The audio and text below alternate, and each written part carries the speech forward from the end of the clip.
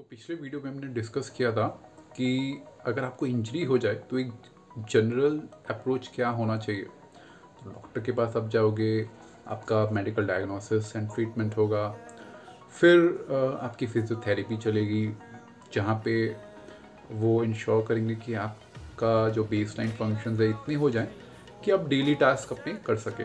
उसके बाद जो पूरा रिहैबिलिटेशन का प्रोसेस है वो आता है स्ट्रेंथ ट्रेनिंग पे, क्योंकि अब आपको चाहिए कि आप अपनी स्ट्रेंथ रिकवर करो, जो भी इंजर्ड जॉइंट है उसकी सराउंडिंग मसल्स को स्ट्रॉन्ग करो, क्योंकि सराउंडिंग मसल्स जॉइंट पे पड़ने वाले स्ट्रेस को अब्जॉर्ब कर लेती हैं। जितनी ज़्यादा वो स्ट्रॉन्ग होंगी, जॉइंट पे आपको पेन कम महसूस होगा एंड कुछ केसेस में होगा ही नहीं।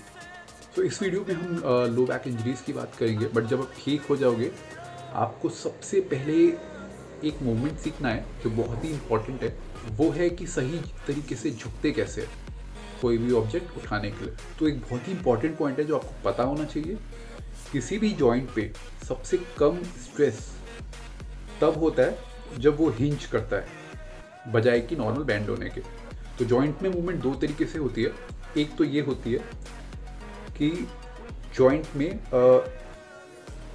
फ्लेक्शन हो रहा है, ठीक है, तो ये तो नॉर्मल है। तो एक होता है फ्लेक्शन, ठीक है, नॉर्मली हम यही करते हैं जब हम कोई चीज़ ज़मीन से उठाते हैं तो हम बेंड होते हैं, जैसा कि यहाँ पे आप देख सकते हो।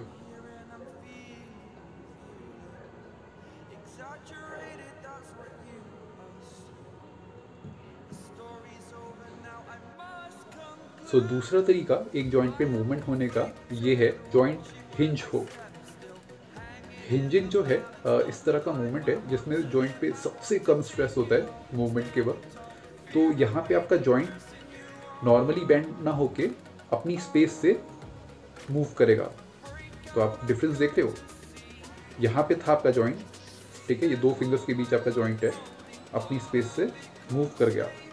तो ये जो मूवमेंट होती है हिंजिंग, ये किसी भी जॉइंट के लिए सबसे कम स्ट्रेसफुल होती है। तो अभी इसका स्पाइन के लिए क्या रेलेवेंस है, तो अगर आप ध्यान दो, हम जब भी बेंड होते हैं तो हमारी जो लो बैक पे की जो स्पाइन है, लंबर स्पाइन, वहाँ पे बेंड होते हैं। तो ये बहुत ही नॉर्मल सा एक तरीका है किसी भी चीज़ को उठाने का ज़मीन से। हमें ये नहीं करना है अगर इंजरी है। इनफैक्ट अगर इंजरी नहीं भी है, इसमें आप ज़्यादा फोर्स प्रोड्यूस नहीं कर सकते।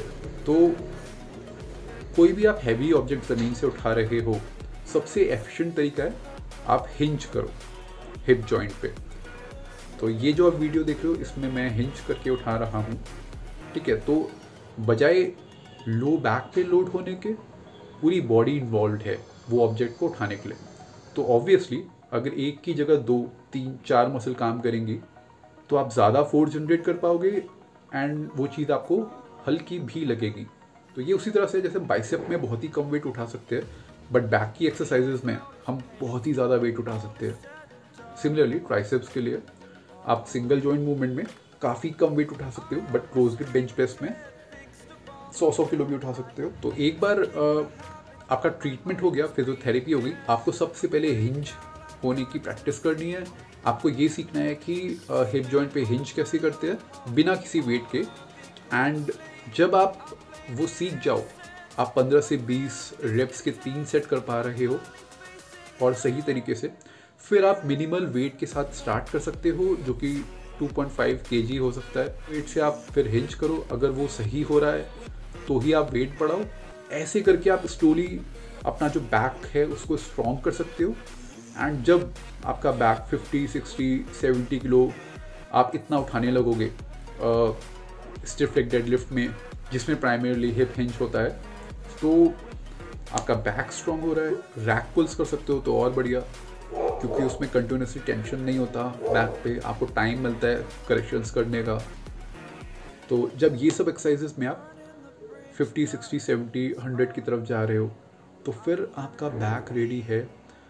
Same day to day objects जो 2, 3, 4, 5 किलो की थी, वाटर बकेट उठाने में आपको दिक्कत होता था, अभी वो आपको फील होना भी बंद हो जाएगा।